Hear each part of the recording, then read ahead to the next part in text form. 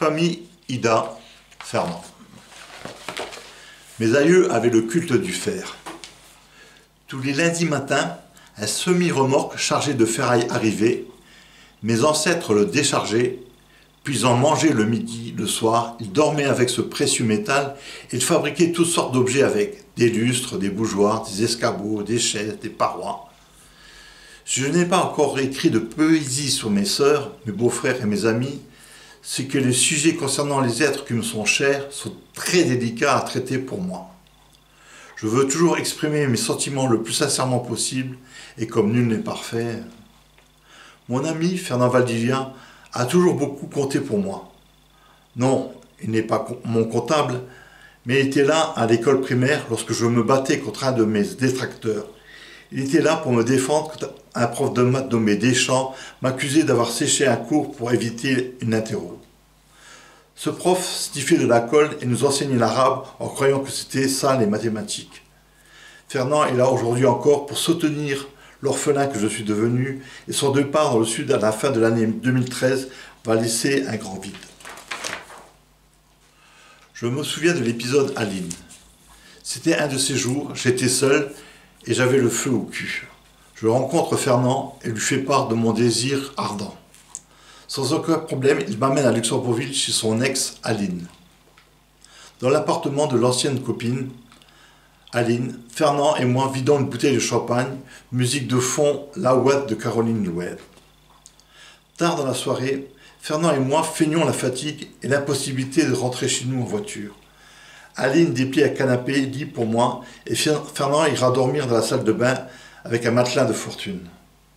Avant de nous coucher, mon ami me dit que je pourrais aller faire une visite à Aline dans la nuit. Quelques heures plus tard, je m'introduis dans le lit d'Aline qui pousse un cri de surprise. Moi, n'aie pas peur, je ne vais pas faire de mal. Je la caresse et nous copulons. Le lendemain matin, dans la voiture de Fernand, je chante ces vers sur l'air de La Ouate. De tous les pervers, c'est Faber qu'elle préfère, par devant, par derrière, avec lui c'est l'enfer. Doucement il s'introduit, tout au fond de son lit, il sort son instrument et ça devient dément. Fernand me dépose à Thionville. Dans la journée, je rencontre un couple d'amis communs à Fernand et à moi.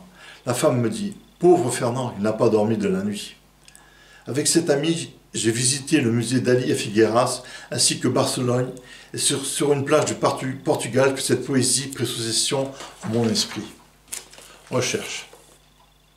Recherche d'instant, promesse d'un temps, qui arrête sa course et contemple la grande ours.